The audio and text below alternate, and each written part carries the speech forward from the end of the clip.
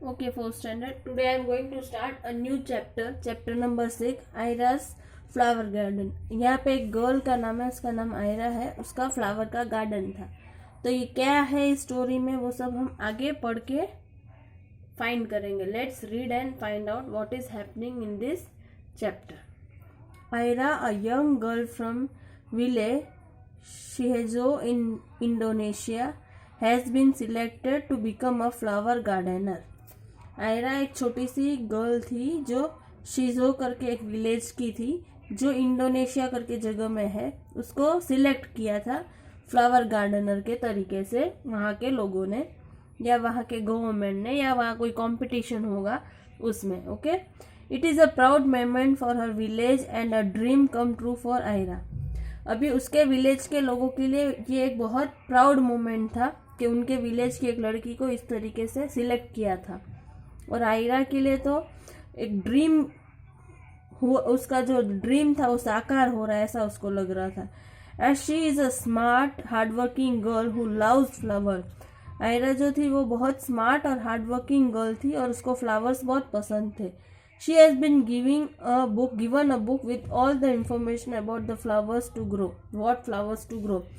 वहाँ पे कंपटीशन में उसको एक फ्लावर गार्डनिंग के लिए एक बुक दिया गया था, जिसमें सब डिटेल्स और इन्फॉर्मेशंस लिखे थे कि उस कंपटीशन के लिए उसको किस टाइप के फ्लावर्स उगाने हैं और क्या क्या करना है उसको अच्छे से उगाने के लिए। ठीक है,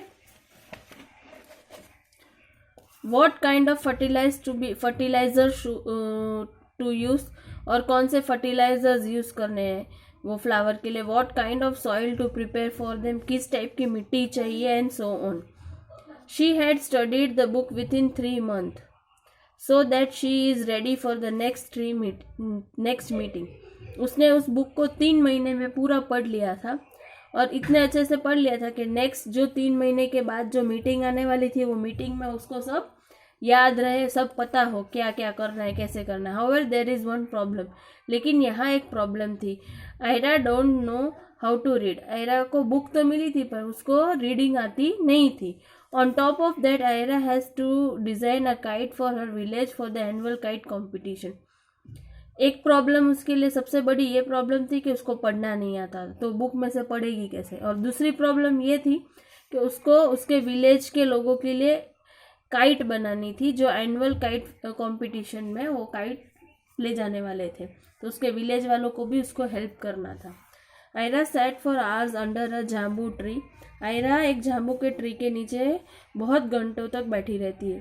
staring at the blue sky and top of the mountain. Mountain के ऊपर ब्लू स्काई था, उस स्काई को देख रही थी। If she succeed in this business she would be able to see and smell roses every day. वो ऐसे सोच रही थी, अगर मैं ये फ्लावर गार्डनिंग में जीत जाती हूँ या मैं सक्सेस मिलता है मुझे इस बिजनेस में, तो मैं रोज फ्लावर्स देख सकूंगी, स्मेल कर सकूंगी, और उसको फ्लावर्स बहुत पसंद है। Just thinking about being among रोसेस and other flowers every day made her feel happy. वो सिर्फ सोचती थी ना कि खाली कि मैं इतने सारे फ्लावर्स और रोज के बीच में मेरा दिन निकलेगा, वो सोचते ही वो बहुत खुश हो जाती थी। She smile then suddenly become sad again. वो सोच के खुश हो जाती थी, स्माइल करती थी, फिर तुरंत वो सैड भी हो जाती थी। Oh how can I grow flowers if I don't know how to take care of them. पर मैं फ्लावर्स उगाऊंगी कैसे जब तक मुझे ये नहीं पता चलेगा कि मैं फ्लावर का ध्यान कैसे रखूंगी। If only I could read that book she side. उसने फिर सोचा, अगर मैं वो बुक रीड कर पाती तो मुझे समझ में आता कि मुझे किस तरीके से फ्लावर्स का ध्यान रखना है। In the afternoon Ayra's friend came. दोपहर को उसके फ्रेंड्स आए। They walk to talk to her about the kite. They wanted to talk to her about the kite. उसके फ्रेंड्स आए थे उसके पास काइट के बारे में बात करने के लिए। Then they pressed her for a reply. She become angry. उन लोग उससे बात करने आए थे और वो उसको फोर्स कर रहे थे, उसको उन लोगों को रिप्लाई चाहिए था काइट के बारे में। तो वो गुस्सा हो गई क्योंकि ऑलरेडी उसको टेंशन था फ्लावर्स के बारे में। I don't want to help you. उसने गुस्से में बोला कि मुझे तुम लोग की कोई हेल्प नहीं करनी है। She shouted go away. और वो चिल्ला के बोली, तुम लोग सब यहाँ से चले जाओ। She ran crying to her room. और फिर वहाँ से वो भाग गई रोते हुए अपने रूम में।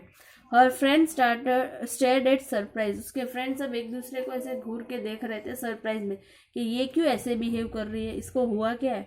आयरा's mother did not understand, Ayra की मदर को भी समझ में नहीं आया कि आयरा के साथ हुआ क्या है। She followed her daughter into her room and saw her on the bed crying, उसकी मम्मा उसके पीछे पीछे चुपके से गई और उसने देखा तो उसकी डॉटर यानी आयरा जो थी वो बेड पे सोते हुए रो रही थी। She sighed and looked around the room, और उसने फिर रूम के चारों तरफ देखा।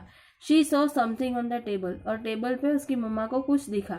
She went to look at it, a book about flowers. She turn the pages and suddenly she knew, फिर उसकी मम्मी रूम के अंदर गई, टेबल के पास, टेबल के ऊपर कुछ था, वो उठाया, देखा तो वो बुक था और बुक में फ्लावर्स के बारे में था।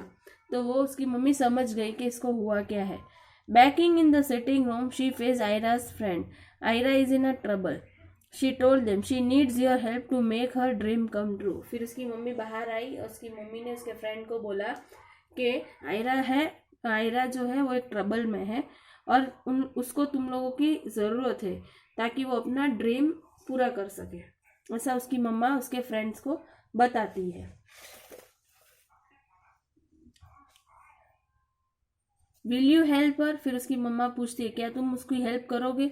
Will you teach her to read, उसकी मम्मा फिर पूछती है क्या तुम उसको रीड करना सिखाओगे। They all were ready to help and finally it was decided that Ayra's best friend Sari would secretly teach her to read and write. फिर उसके फ्रेंड सब लोगों ने बोला हाँ हम लोग उसकी हेल्प करेंगे। फिर उन लोगों ने डिसाइड किया कि हम लोग सबके सामने उसको कुछ बोलेंगे नहीं है, बट उसकी जो बेस्ट फ्रेंड है सरी वो उसको सीक्रेटली किसी को बताए बिना आयरा को ऐसा बोलेंगे कि हमको किसी को कुछ पता ही नहीं है, इस तरीके से वो उसको हेल्प करेगी रीडिंग और राइटिंग सीखने में। The other had to act as if they knew nothing about it, और दूसरे फ्रेंड्स लोग ऐसे एक्ट करेंगे जैसे उन लोगों को कुछ पता ही नहीं है इस बारे में। Well you all have to be patient said Ayra's mother, Ayra की मदर ने बोला तुम लोग को सबको उसको बहुत धीरज से काम लेना पड़ेगा। Until she has to overcome her obstacles, जब तक वो अपनी ये मुसीबत का से सामना करके उसमें से बाहर नहीं निकल जाती तब तक।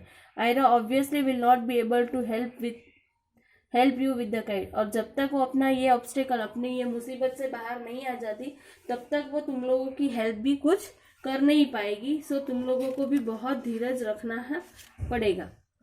The next morning Sari came to have a chat with Ayra, फिर उस दिन वो लोग सब अपने घर चले गए, उसको कुछ बोला नहीं, और नेक्स्ट डे मॉर्निंग में सरी उसके फ्रेंड के साथ आयरा के साथ बात करने के लिए आई।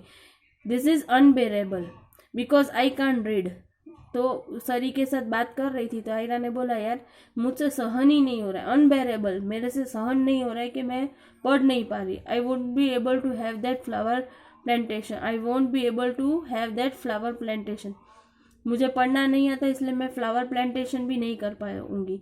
आई have always dreamed of, Ayra cried, मैंने हमेशा सपना देखा है खुद का एक गार्डन बनाऊं जिसमें फ्लावर उगाओ, ऐसे बोल के वो रोने लगी।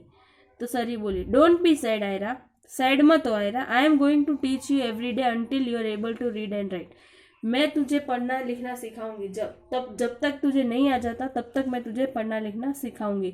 सेड सरी, सरी ने ऐसा बोला। You mean it, cry Ayra, Ayra ने बोला सच में तू मुझे सिखाएगी।